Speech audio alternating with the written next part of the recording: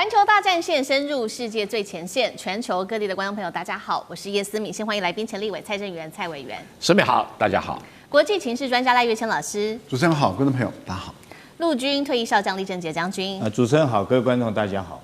观众朋友，今天节目一开始，赶快持续来关心到的是这一场安市之乱。我们来看到执行长张学正王子复仇记正式开打。今天要来看看的是，当初张学正豪砸了338亿来救安市，赚钱之后却被荷兰给抢夺走。中国这一回要强势的反攻了吗？尤其针对了晶片市场，欧洲现在是在求中国来帮忙啊！晶片寒冬也要全面来袭。今天的开场3个火线话题会请来宾来帮我们做解答的。第一题，张学正这一回王子复仇记全面启动，他会怎么样来整顿？等到回到安市之后，会怎么样来整顿内部？而当初联手捅他的3位外籍高层，他会怎么来做处理整顿？会把他们给fire 掉吗？张学正当初是如何辛苦接手安市，将他整顿从一个不赚钱的公司变成今天的金鸡母，如今又被荷兰抢去，他吞得下去吗？第二点，习川会才刚落幕，川普都不想要再搞这一出戏了，针对安市的戏，川普不想要再玩了，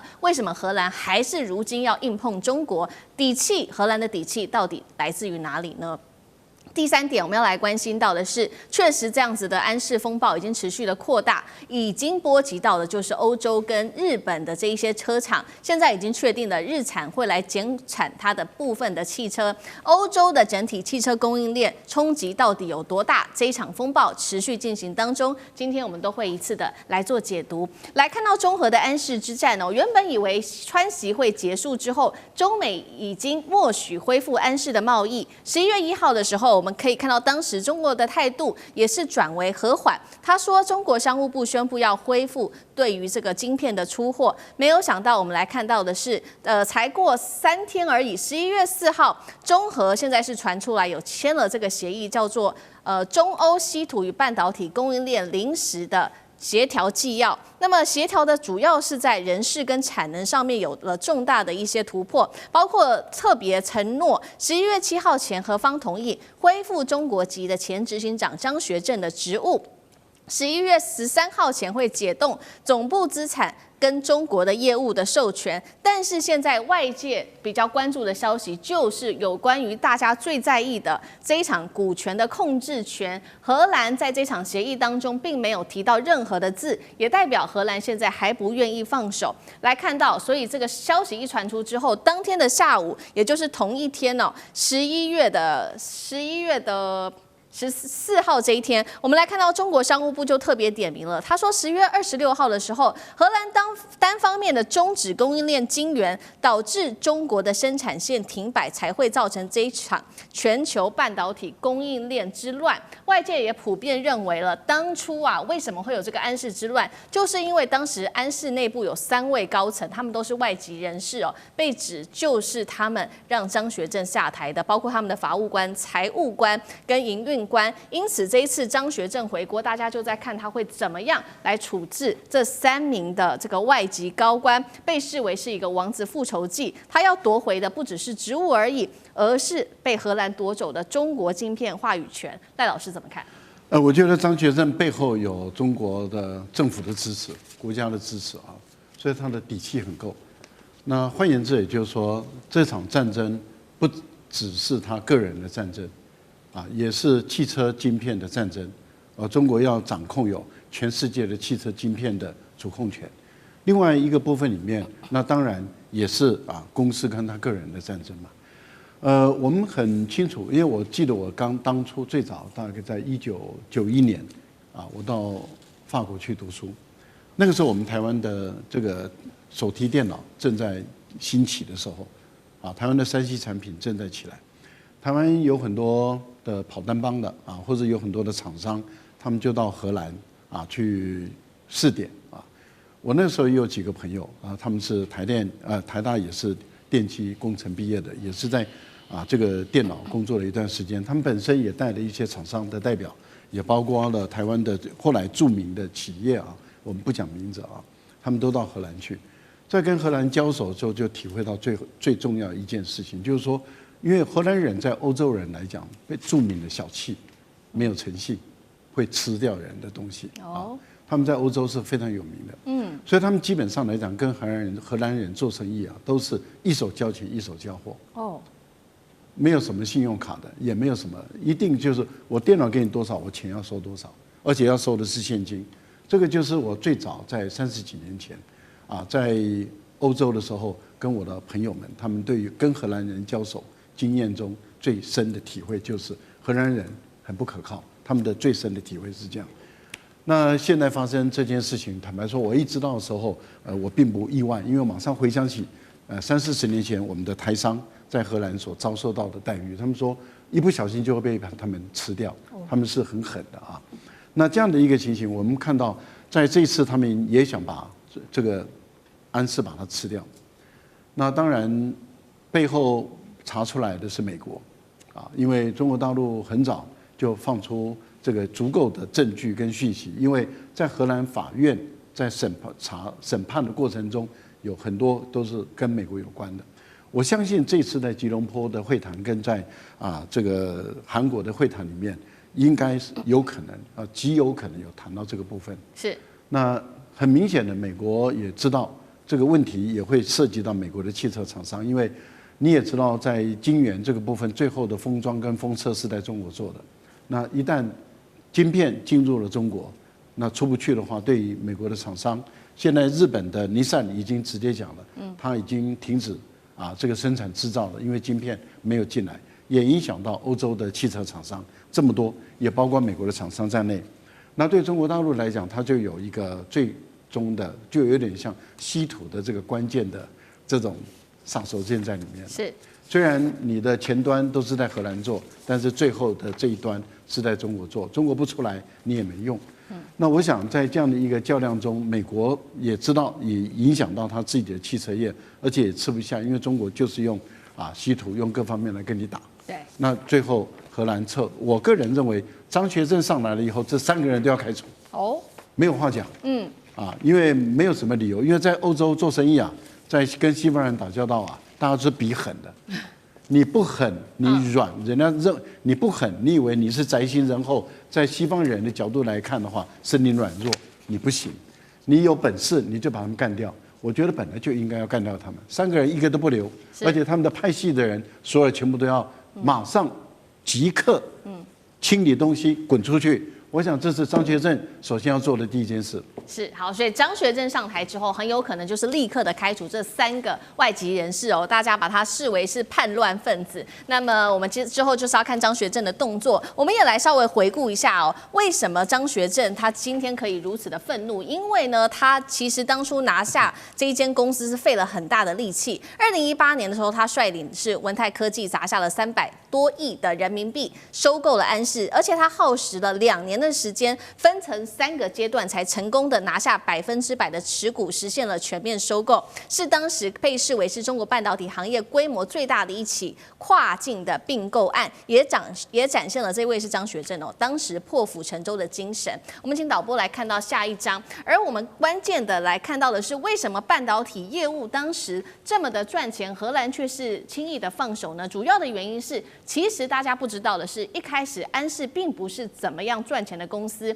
是在张学正的经营努力之下，才华丽转身变成今天很重要的半导体金鸡母。那为何安氏卖给在文泰，也就是张学正接手之后可以快速的增长？关键点其实就是落在中国的市场。我们来看到，在收购之后，安氏的中国市场的营收是快速的暴增，从25%的占比，一口气几乎是2倍到了50%，并且中国一直在发展新能源车靠着新能源车的浪潮，车规的这个晶片月产能才可以达到80万片，支撑了它的全球15%的一个需求，瞬间的。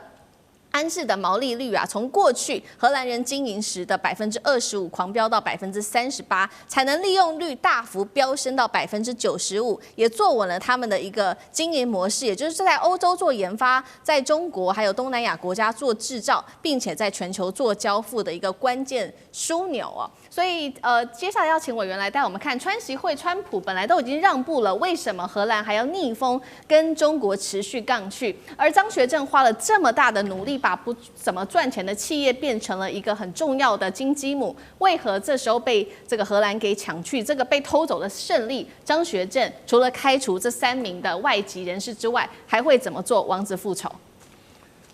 国家有2个义务，一个是保护自己境内外国人的权益，一个是保护自己人民在境外的利益。这是国家是否有能力的2大焦点。现在张学正作为一个中国公民，在海外投资，遭到了这么无理的对待，遭到抢劫。幸好他有一个祖国叫中国，在外面给他撑着，所以他今天可以讨到相当的公道回来。但不幸，因为他的祖国是中国，所以他今天才温吞吞的去跟人家讨价还价。如果他的祖国是俄罗斯的话，那3个外国人马上被看报得丢到阿姆斯特丹的海港里面去了。中国就是和平的一个道路，所以不会采取这种激烈的手段。我讲这个话不是没有道理的哦。大家想一想看，前几天不是有个俄罗斯的影子游轮吗？被法国的海军陆战队扣押，马上就放了。为什么？因为俄罗斯就放话。你法国的船队是全世界第3大的船队啊，要从地球上消失是很轻松的事啊。法国马克龙再爱斗嘴，不敢吭一声，赶快放啊，赶快放。这个就是国家的实力，还要加国家的手段。中国是有实力，但是没有狠的手段，愿意跟荷兰和平相处。所以如果是俄罗斯的话，你那3个早就看报的啦，哈。现在这一场仗是中国一定赢了，只是时间问题了。那因为会给荷兰压力，也不只是中国还有这个德国啊、日本啊，都会给他压力哈。那荷兰这是丢脸丢他。其实说穿了，我一直跟大家解释，这个案子是100%的贪污案，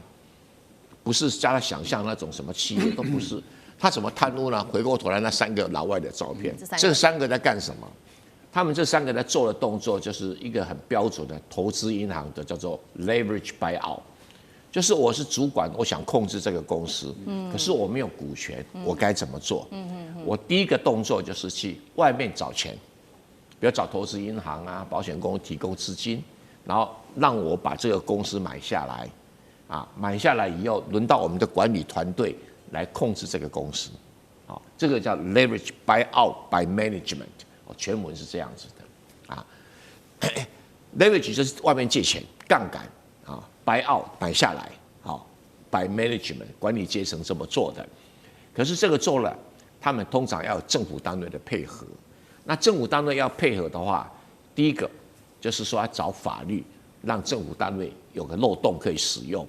这个法律是什么？他们用的表面上是什么几十年前的法律，其实最主要的支撑点就是美国把文泰科技先列为一个制裁对象，然后再加上50%的法则，你的子公司也要跟着被戒。他们用这个理由去告诉荷兰政府，你看吧，安斯半岛有没有制裁啊？前途茫茫啊！然后你要批给我们，冻结他所有的财产，冻结他所有的职权，由我们几个人来控制这个公司。换句话说，他如果用这个方式来控制安氏半导体的股权财产的话，他很轻松的在外面找到很少的钱，就可以来买下这个公司，不用那么高价钱来买。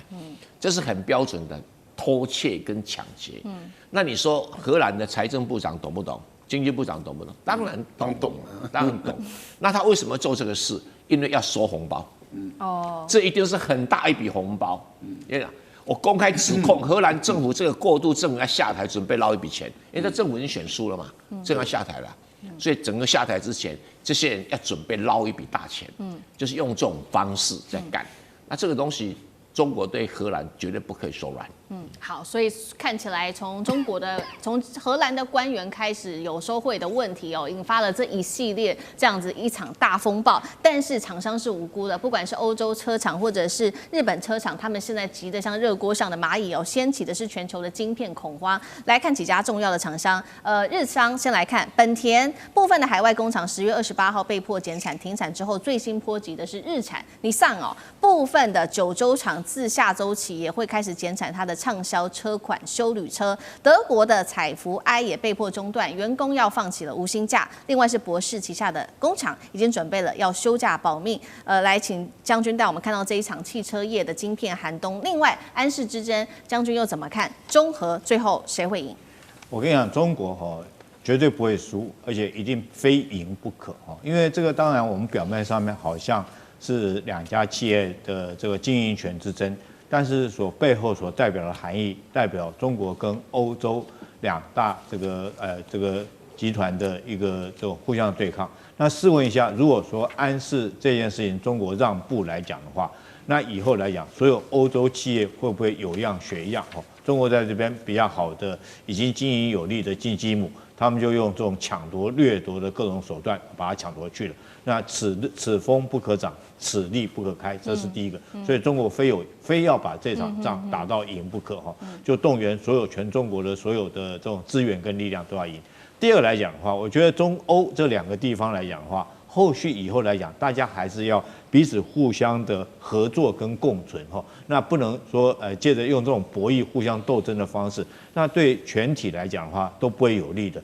所以这场战争后面代表的含义，不只是安世这个企业权的争夺而已。那为什么我说中国一定会赢呢？我们现在看一下这家安世这家公司，它是主要什么？它是做汽车的这种半导体，也就是说，我们车子在开的时候，一辆车子大概有500片的晶片那个晶片不是什么高科技的晶片，不是甚至于连成熟晶片都谈不上，它大概将近1-2千奈米的那种晶片一辆车子大概有500-600片，但是是在安世在荷兰那边做出晶片，然后完了以后，它到哪里呢？到中国的东莞、广东这边来做封装。大家要知道，如果说一个晶片你制造出来以后，经过设计，然后制造出晶片，然后完了最后要封装，封装完以后你才是可用的晶片。所以最后的这个出口端是在中国这边。那现在来讲的话，双方争夺到前一阵本来说11月7号的时候，已经有缓和迹象，也就让张学正回去再当CEO。但是没想到这个安世集团居然在这个时候又说了一句话，他不将这个晶片送到中国的东莞厂来做封装那等于说断了我没有晶片给你，那你看你怎么卖？对。可是问题是说，我说中国为什么会赢？第一个，在中国东莞厂，它还有很多库存，它可以现在用人民币供给在中国设厂的汽车公司，供给他们来使用，它还有库存的。第二个来讲的话，它不是很难的晶片也就是中国包括到中芯国际都可以制造出这种晶片，我只是后续来讲的话，到这个地方去安装嘛。那第三个，我认为张学正还有一家公司就鼎泰匠芯片公司，它一样可以设计它以后来讲的话，我用人民币来交易就好了。所以我觉得这次来讲的话这个中国在这方面一定会尽全国所有力量来帮助张学正以免欧洲其他的企业或其他国家政府有样学样，那确实是做了最坏的示范。好，谢谢将军。那我们休息一下，马上回来。地缘政治、美中之争、战略价值、强权崛起、小国生存，现在与未来洞悉事件走向，掌握世界脉动，全球观点尽在环球大战线。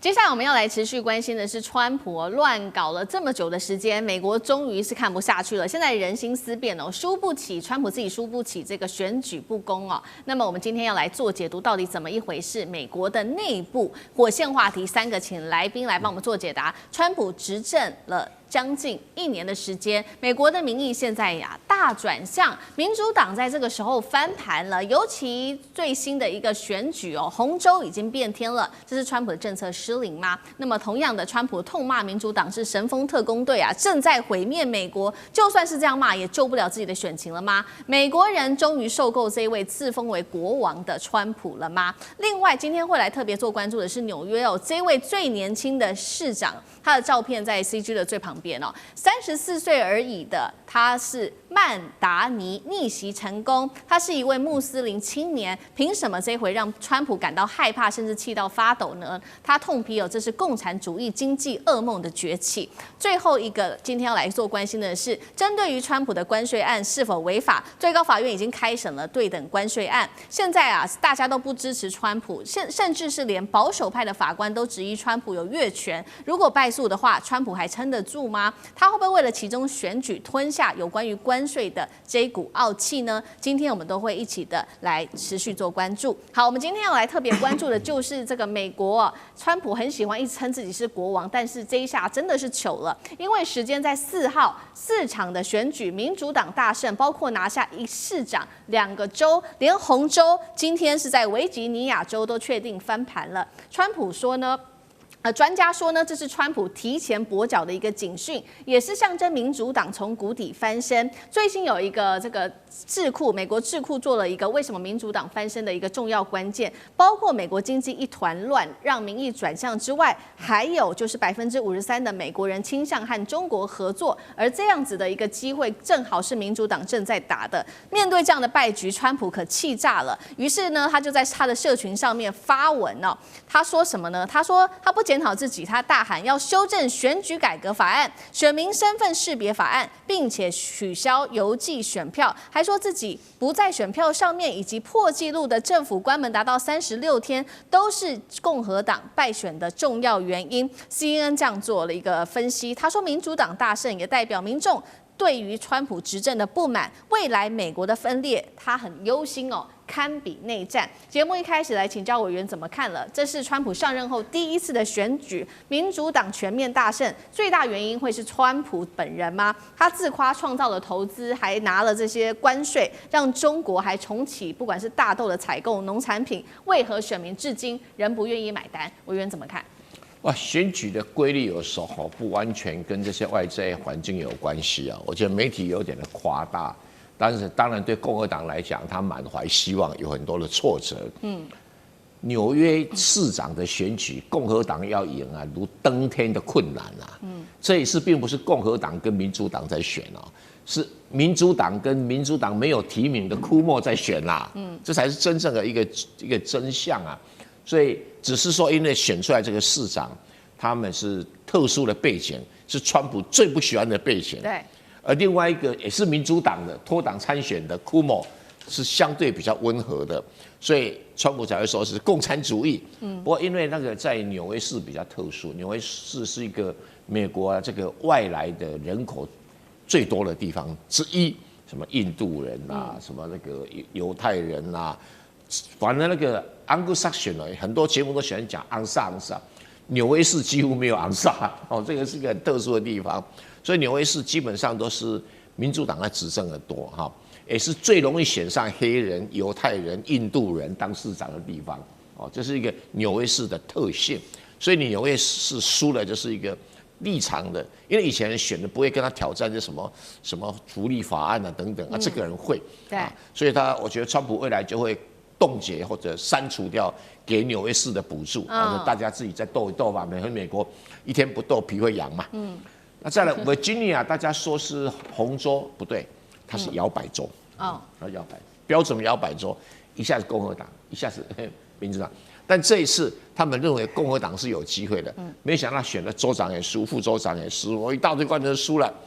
这个就是真的输了啊。照道理，你光一个州长，其他的有时候会平衡，各一半一半。他不是，因为每一次选举是好几个嘛，什么州检察长一大堆的，这是共和党全输。那这个样子就跟川普有关系了。那纽泽西输没什么意外，纽泽西本来是民主党的天下有点像台南市安什么安西区还是什么西区那标选举票开出来，国民党想赢如登天的困难。跟台北市的文山区，民进党想赢是登天的困难一样的道理选民结果决定了，所以没有想象中民主党那个什么大赢那有没有因为川普？当然有啊，联邦政府关门啊，他又说不清楚到底该归谁啊，他现在想要推给这个民主党的那个非法移民的健保的关系，可是都已经被掩盖在其他议题里面啦。而且非法移民对这几个州是没有什么太大感觉啊。非法移民反而是在其他州影响比较大啊。那没关系啊，它最重要就是它关税打得乱七八糟啊，它的非法移民看起来也是可能也会兵败如山倒啊。这2个是川普选上总统最重要的理由。那他答应选民，我只要弄了关税，所有产业都会回美国了，就只有一个台积电，其他没了啊。所以台湾人比较好欺负哈。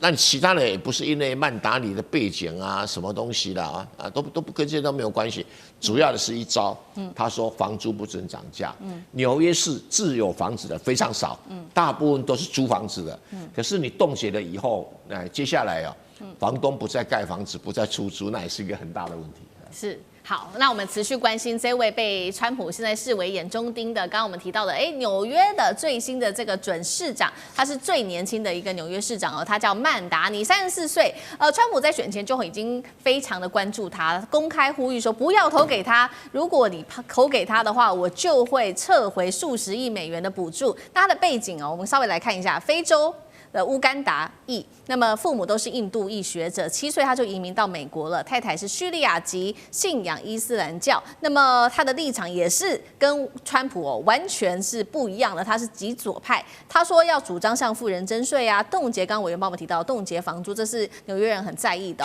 并且扩大社福，最低时薪30美元。简直就是跟川普完全是相反的，并且他这次是透过 TikTok、IG 等等获得影响力，也获得了不管是纽约的年轻人、移民或者是中产阶级的支持。CNN 形容他是川普最怕的未来世代，他选后也呛川普说 "Turn the volume on"， 那么川普气的骂他是共产主义经济噩梦。赖老师怎么看？他是反川普的一个指标性的人物，很鲜明也很活跃而且你可以看到他的演讲他的煽动性极强，他的推动力、爆发力极大。那也就是说，这样的一个民主党的，而且是在一个这么重大的一个城市纽约市在这个地方来当市长，那是反川普的一个健将。你想他在整个媒体的分量，有了这样的一个市长的宝座，他的分量当然又不可同日而语了那个跟候选人就不一样他是现任的市长，然后他每天来挑战你这个川普，而他在民主党内，因为他的身份，他不可能选总统嘛，除非他们在修改宪法说不用在美国出生的可以选总统，那马斯克也有机会了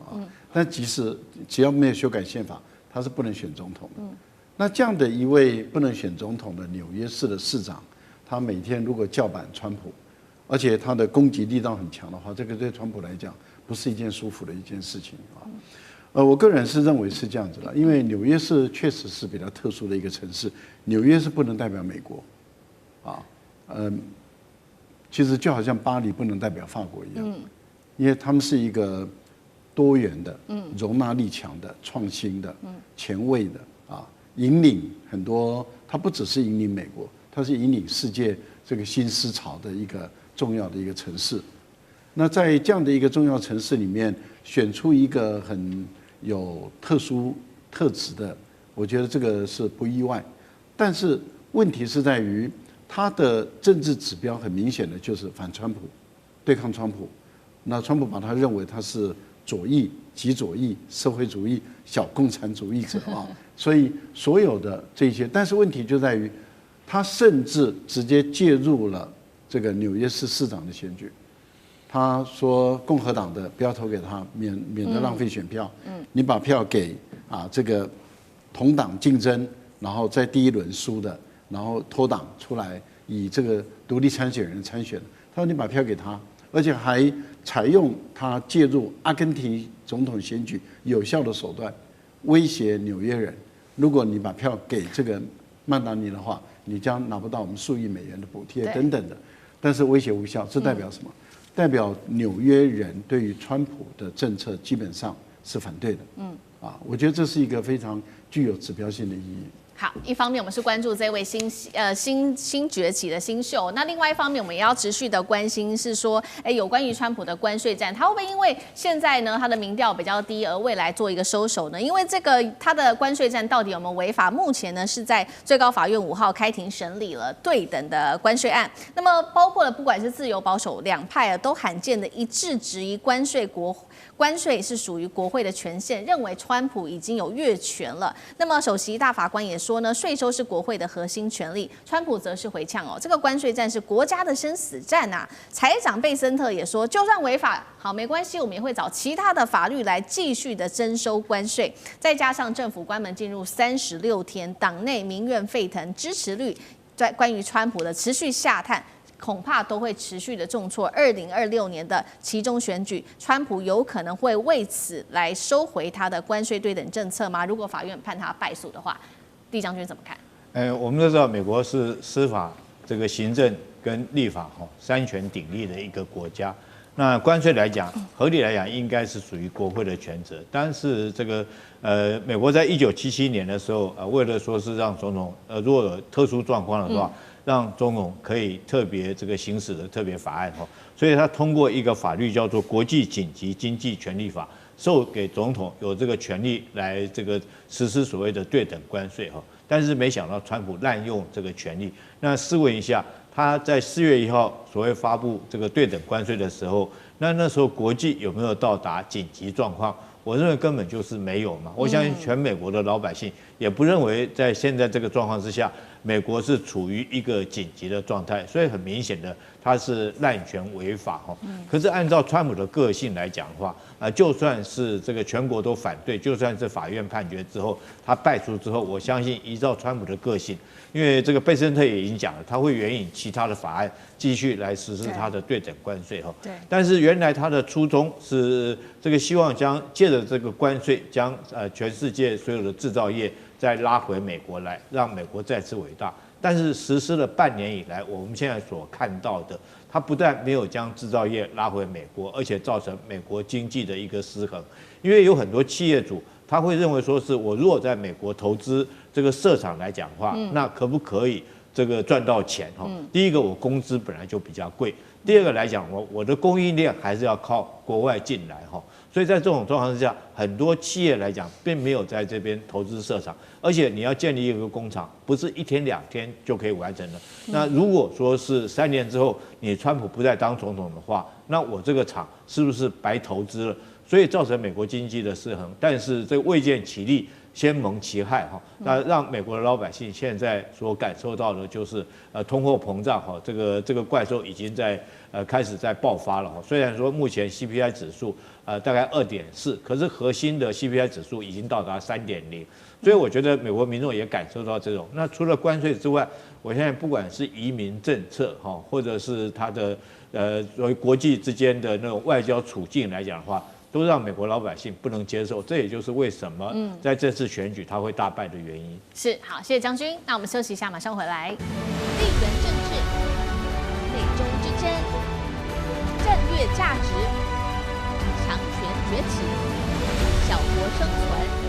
现在与未来洞悉事件走向，掌握世界脉动，全球观点尽在环球大战线。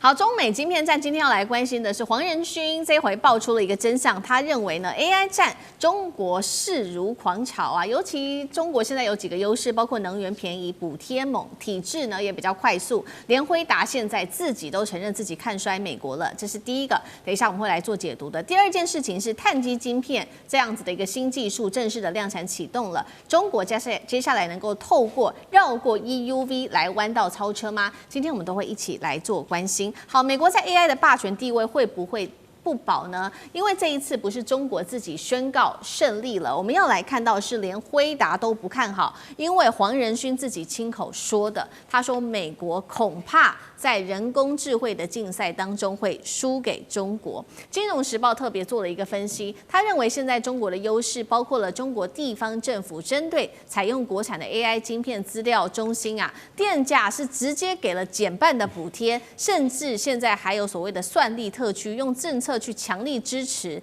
这些地方。3个地方包括了甘肃、贵州、内蒙古都因为现在能源比较便宜、地价比较低，还有政府的政策支持哦，成为了新的 AI 伺服器的重镇。同时啊，美国现在面对的问题就是确实它的监管还是比较严格的，然后比较繁琐的，政治上面的争吵跟审查也要比较久的时间。所以黄仁勋现在认为，美国各州哦推出自己的 AI 新法，形成了50套不同法规，都是在扼杀他们的发展。相较之下，大陆有国家力量跟产业的整合，都有利于在未来 AI 的发展上做全面的逆袭跟超车。节目一开始来请教赖老师怎么看了黄仁勋他的这些说法，你怎么看？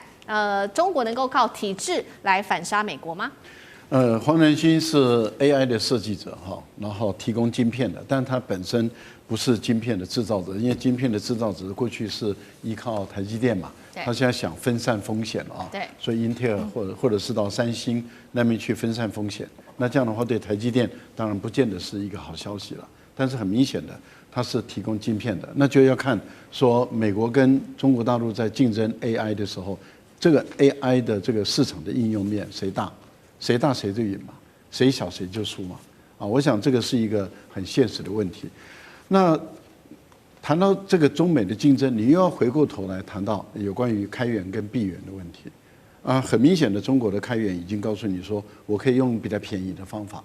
那达到啊这个 AI 的运转。美国人是说我要用比较贵的方法，所以是垄断性的，那这又形成了这个开源闭源的垄断跟普遍性之间的竞争。目前本来美国是要压的欧洲要跟着他走，现在欧盟很明显的也走向开源。那我们也看到东盟啊很多国家他们都觉得我便宜的都能做的话，像印度也很明显的不追随美国了嘛。好，那这个就是一个本身的一个基础条件。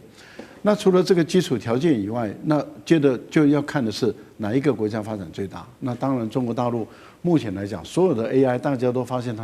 它的算力需要大量的电，对，你没有电你不可能，这个是很现实的一个问题。可是问题就在于美国的电怎么办？川普也急得不得了啊，所以川普他说我要发展核能，他已经宣布了嘛，所以我们看到新屋现在啊这个开心的不得了嘛，啊说哎呦这个以后的市场很大。可是问题是，核能电厂要盖多久？要花多少时间盖？是1年就可以盖起来，还是要5年、10年？它是很漫长的一个过程。那你这个能源的供应，很明显的基础设施，美国的现在的能源的电力，很明显的是少于中国的电力。而中国的核能，目前来讲，在盖核电厂中，中国的核电厂占1半。再加上中国有清洁能源，那清洁能源再加核电厂，再加火力发电。那这个部分里面，对中国大陆来说的话，它的能源的政策很明显的是成功的，而美国落后了。黄仁勋的焦虑就表现出来了，因为能源你要在短时间内你要赶得上中国，我觉得他认为他是悲观的，我也觉得悲观。是美国不可能在短时间内能源赶上中国，那一旦都是在工业化发展，那你的能源不够你怎么办？接着当然他就讲到环境的问题了，然后另外就是政策支撑。美国坦白说，它没有计划经济。啊，它没有计划经济跟市场经济的相互搭配，也就是说，它没有国家市场的指引。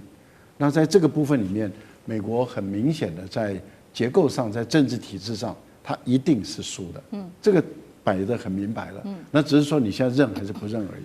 是好，我们看到中国大陆它用国家之力政策来支援中国发展 AI 哦。那另外一方面，产业界他们其实也在这个晶片的技术上找到了解方。我们今天要来关心的是这个晶片材料，现在也弯道超车哦。接下来可以不要用 EUV 吗？等一下我们来看一下正式的是看到大陆跨入到了是碳基晶片的时代。那么重庆这个地方首条的碳基集成电路生产线已经正式的量产启动，预估2028会实现年产能达到10万片。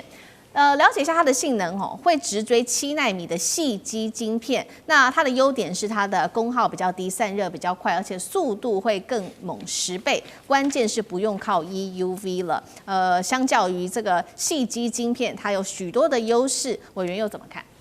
这可能是一个误解哈，因为碳基晶片目前用的叫做碳奈米管哦，叫 Carbon Nano Tube 哈，这样来做的。这种碳纳米管呢，可以做到可以取代那个细晶片里面那种晶体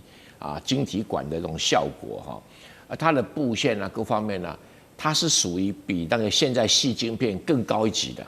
换句话说，你要做到极高端的这个晶片，或者是极高低耗能的，或者是极高频的通信用的晶片的半导体的时候，可以怎么样？可以用比较快速的方式来把它做出来，就突破我们所谓的摩尔定律啊，物理的摩尔定律。因为你让那个细晶片已经做到了2奈米啊，已经快做不下去了。然后同样的效果，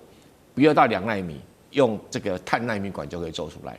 那碳奈米管现在还没有量产，还在这个试产的阶段，但是已经相当进步了。这个研究碳奈米管的厂商哦，随便念一锅你都知道了。台积电、IBM 啊、Intel 哇一大堆啊TI 都有在研，还有三星都有在研究这个碳基晶片、碳奈米管那中国大陆挑战当然很多了你说要不要 EUV？ 肯定答案要，还是要然后这个，但是问题现在。在目前还没有高密度的量产的 DUV 就够了，DUV 够。但是未来真的竞争阶段还是会到 EUV，到极高端的竞争还是要。所以这个媒体报道说，各位弯道超车，如果突破的话，它可以用 DUV 做出来比现在的EUV 做的还要好，这是事实。但是如果同样人家用 EUV 来做，又赢过你啦。用同样对其他人用碳基也用 EUV 来做，还是会赢过你用 DUV 做的碳基管。是这样就知道这一个先后顺序，因为它是一个下一代的，总有一天我们会走到碳基晶片的碳奈米管这个一定会来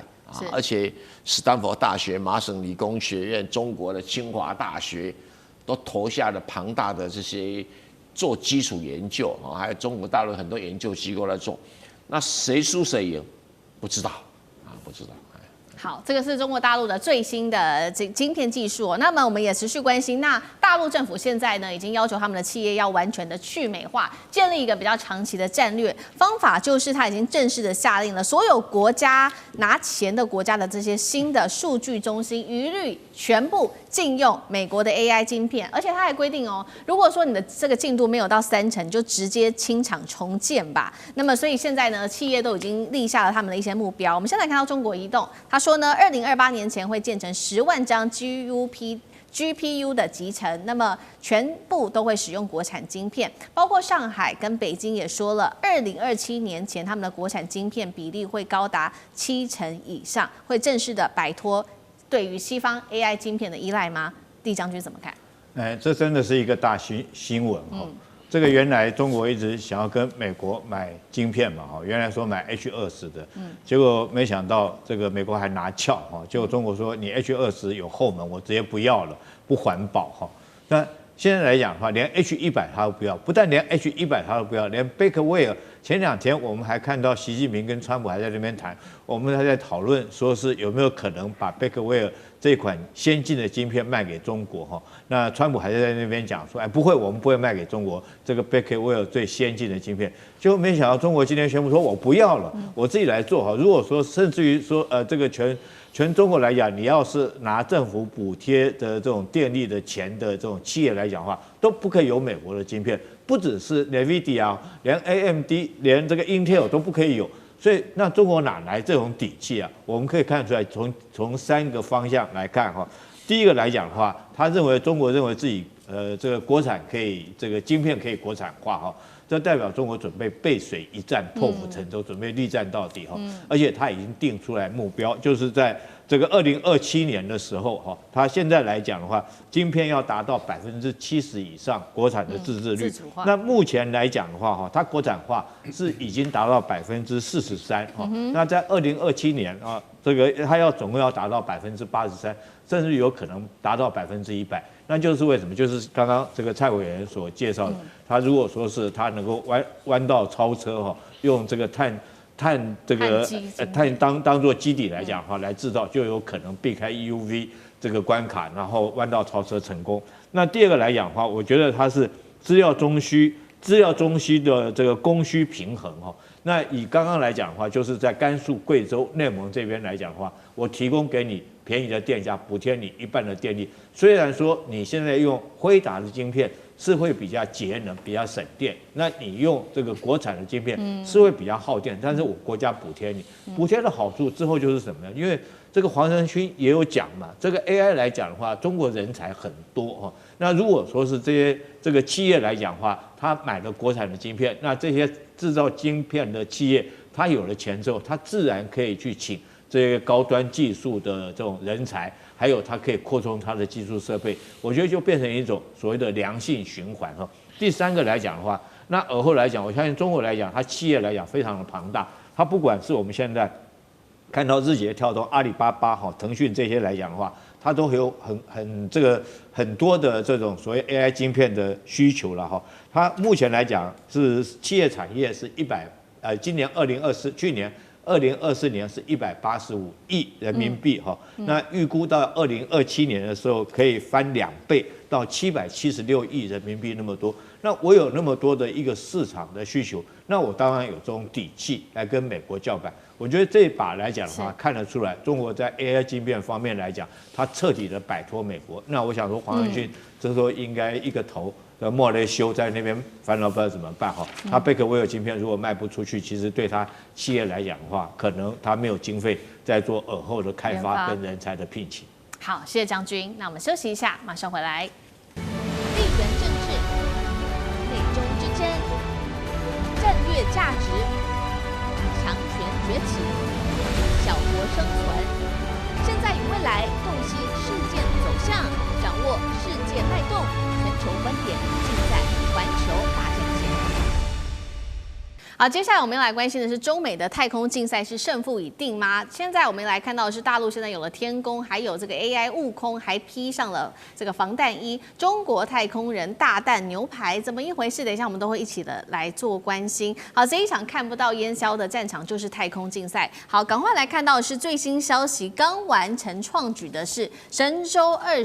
2020号，疑似呢却遭到了太空碎片的撞击，因此呢推迟返回哦，也凸显了太空垃圾的问题，现在确实已经越来越严重了。但是呢，大陆早就已经料到这一天了，所以我们可以看到，它在9月底的时候就把它的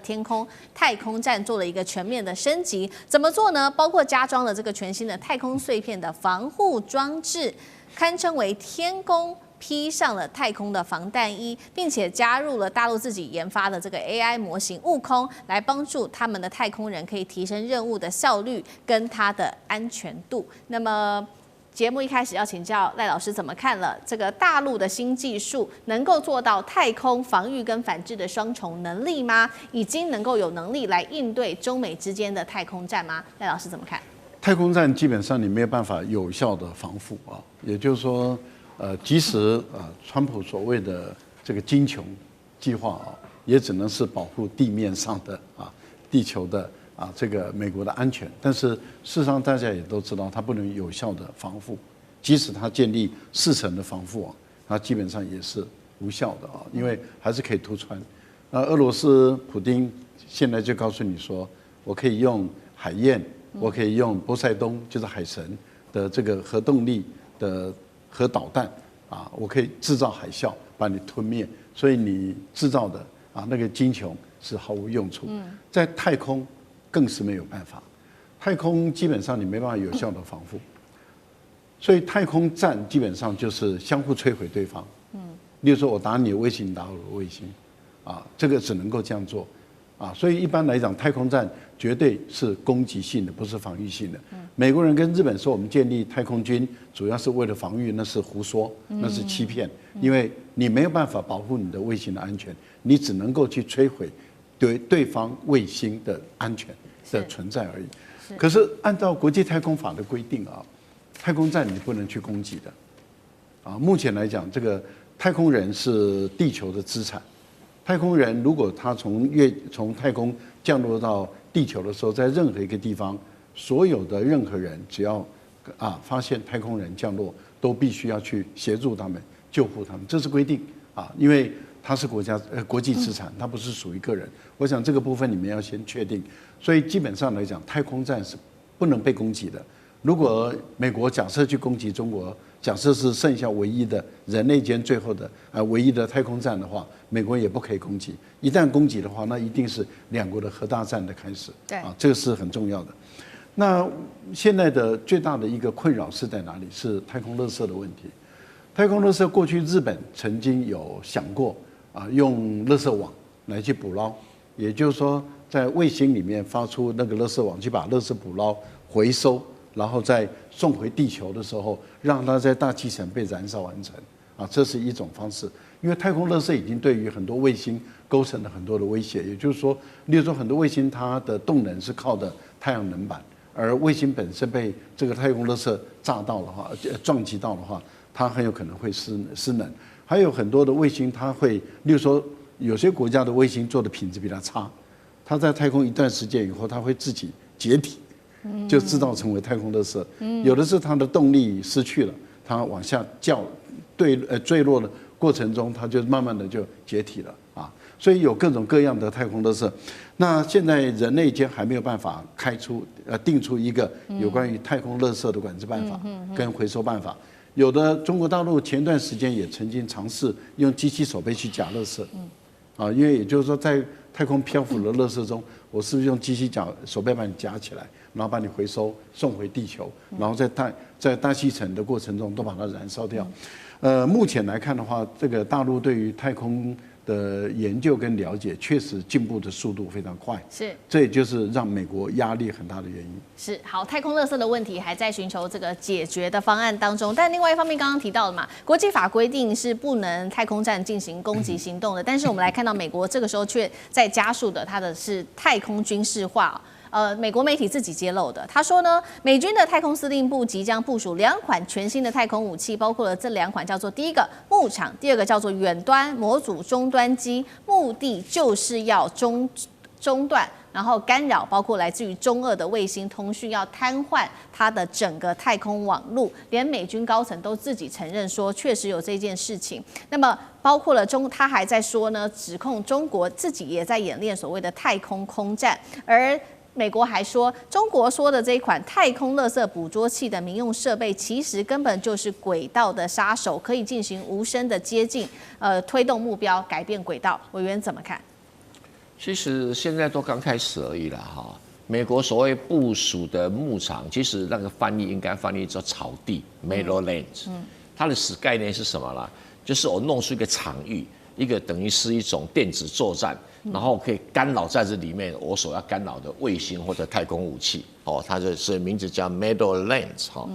草地应该叫做 range 就翻译不一样牧场应该叫 range， 这是草地，翻草地比较正确那第二个呢，它所谓远端控制那当然我们了解到现在的不管网络通信技术都进步，要从地球上去控制太空中的一个 terminal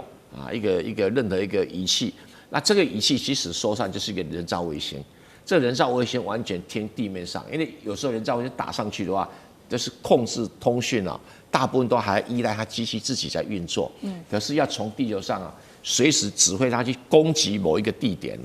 变成武器化，难度还是蛮高的。那现在美国人所想的精穷是什么设计呢？就是比如俄罗斯发了一个弹道导弹的时候，只要飞出了大气层进入太空状态的时候，然后它就可以先侦查知道它的轨道，第二个锁定你以后就用这个所谓好听一点叫远端控制什么器，其实这是杀手卫星了，跑去怎么很快速的去撞它，因为太空没有空气，所以那个速度可以很快来攻击它，或者跑到那附近里面去爆炸，反正美国人这个想象很多了那这些东西有没有用？你说不能说它完全没用也不对，可是有多好用那就是一个问题，精准到什么程度？像他们军队的研究就说，我精准武器要精准到什么程度？我要投弹的时候要投几颗才会打到，对不对？我这个导弹的话要在圆周公差要几米内3米呢、5米呢，还是30公里，那就别提了所以讲的精确度现在都还不知道没有人看过，都是还在实验室阶段里面了。那对中国会很难吗？可能不是很难。现在问题来，因为中国是高超音速导弹最发达的国家这个俄罗斯有，但是还是跟中国有点距离。中国种类多嘛，速度快嘛，哈。那这个进入这个太空的时候，那种成坡体，你要卫星拦它，那个难度会非常非常的高。是，所以我是觉得双方面的竞赛刚开始啊，所谓说捕捉太空垃圾跟这些东西不太一样。捕捉太空垃圾，当然技术档次很高，练久了以后。它就会变成攻击武器，可以回收你卫星。你少收了，根本就是要拦截对方的导弹用的。你拦截那个太空垃圾的技术发展到拦截对方的导弹，那就不太一样了哈。对，重点其实目标大家都想要用太空的卫星去拦截对方的导弹真的是终极目标。那个高超音速导弹的速度可是比太空垃圾快很多了，快很多。不过这是目标，那这个整个中美在这方面技术竞赛刚开始而已哈。好，这一场技术竞赛，我们要另外一方面持续看到这个是比较有趣的一个反差哦，是中国的神舟21号太空人，竟然是在太空站上面还可以启用它的热风烘烤机来吃东西，吃的很丰富哦，包括了烤鸡翅、烤牛排，还有190种的菜色。那大家就在反观说 ，NASA 记得吗？就是去年我们还在做报道的，2名太空人搭乘波音的太空船升空，却因为这个推进系统出问题，导致2个人本来是8天的任务变成了9个月，返回地球之后，我们都画面上可以看到有照片，这太空人的身体就出现了严重的退化跟异常等等。中美太空竞赛谁会取得最终胜利？李将军怎么看？其实能够在太空站里面这个烤鸡翅、烤牛排是很高超的技术，因为我们以前看美国的太空人在太空之中。他们吃的食物叫太空包，就一包一包拿出来以后，顶多就是微波，然后那个塑料袋撕开来以后，它几乎是用这个果冻的方式用吸的来补充营养。那没有人说是在太空站里面烤这个牛排的啦。为什么？因为我们在家里头烤牛排的话，如果你家里面通风不好的话，那个油烟味是很重的，你知道。那你在太空站里面，你不可能把窗户打开让那个油烟散出去，那是不可能的事情。所以说，你怎么样让这个空气之中能够过滤掉，能够保持太空站的空气清新来讲的话，这就是一个这个相当高的高科技那美国这2位太空人，什么叫鸡腿症呢？因为他们在太空之中没有运动嘛，在太空之中待了9个月，完全没有运动，那肌肉这个能量就消失掉，所以腿就变得很细，他们叫鸡腿症。那因为在太空之中没有重力所以它人体的水分会这个向上面这个不会往下肢来这个活动就往上飘，往上飘来我讲的话。那水分就变少，那整个腿就变细细白白的，他们称之为这个婴儿症那但是中国太空船上面，这个太空站上面他们有运动器材，每天要固定去那个运动器材那边做健身运动。那倒不见得是要目的不见得是要练肌肉，而是让他们能够保持正常的体能状态。那这样的话，如果返回地球之后他经过很短的时间复健，才可以恢复在地球上面有重力状况之下正常的生活。那刚刚讲到这个太空的未来作战来讲的话，你要知道我们战略学者有所谓的海权论，有所谓陆权论，你知道还有空权论。空权论是意大利的战略学者叫杜黑他所提的叫空权论。他认为说是未来谁能够掌握这个空中他那个时代还没有到太空。他认为谁能够掌握空中，谁就能够掌握世界的优势那现在来讲，不只是空中，甚至于发展到太空。中美2国现在目前也积极朝太空在发展。我们看到美军它已经正式，它有一个所谓太空司令部，已经正式成军了有一个太空司令部，那负责太空的所有的一个作战战略的一个规划。那中国也有相关的，所以你看中国来讲，它不叫做我们台湾叫空军，